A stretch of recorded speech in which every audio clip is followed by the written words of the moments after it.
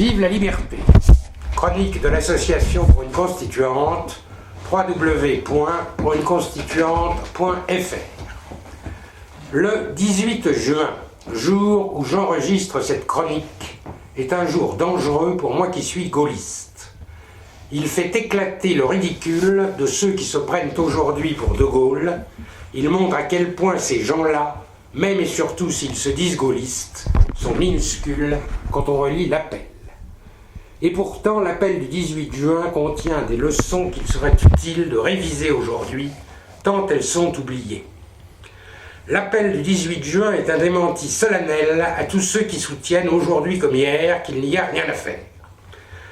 L'appel du 18 juin condamne tous ceux qui osent prétendre que les contraintes extérieures ou intérieures sont trop fortes pour qu'il soit possible de les combattre.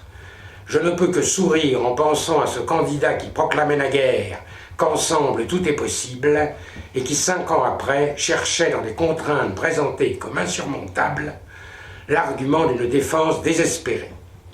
L'appel du 18 juin est d'abord la proclamation que rien n'est impossible à la France dès lors qu'elle mobilise toutes ses ressources, ce qui était vrai en 1940 et plus vrai encore aujourd'hui, puisque les circonstances sont heureusement beaucoup moins tragiques. Encore faut-il, pour agir, mobiliser toutes les ressources de notre pays.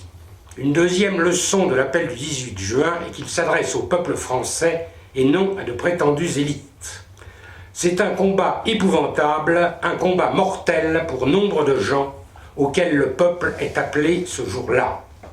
Bien au-delà encore des sacrifices financiers, pourtant douloureux, auxquels nous sommes appelés aujourd'hui. Les Français ont moins peur que les chroniqueurs le pensent. Ils sont moins obsédés par l'immédiat que nombre d'analystes ou d'élus l'imaginent. Mais à 2 conditions. Qu'ils puissent prendre la parole, qu'ils sachent qu'ils seront au moins entendus et qu'on ne leur imposera pas des traités qu'ils ont rejetés 2 ans avant.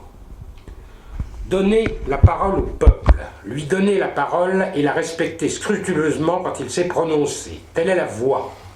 Le peuple n'est pas le problème, il est l'acteur essentiel de la solution. C'est aujourd'hui qu'il faut lui demander comment il conçoit l'avenir de son pays. C'est aujourd'hui qu'il faut appeler à ce que nos institutions, trop de fois remodelées, et notamment par le quinquennat, soient reprises en main par le peuple lui-même. Telle sera la mission d'une assemblée constituante élue au suffrage universel.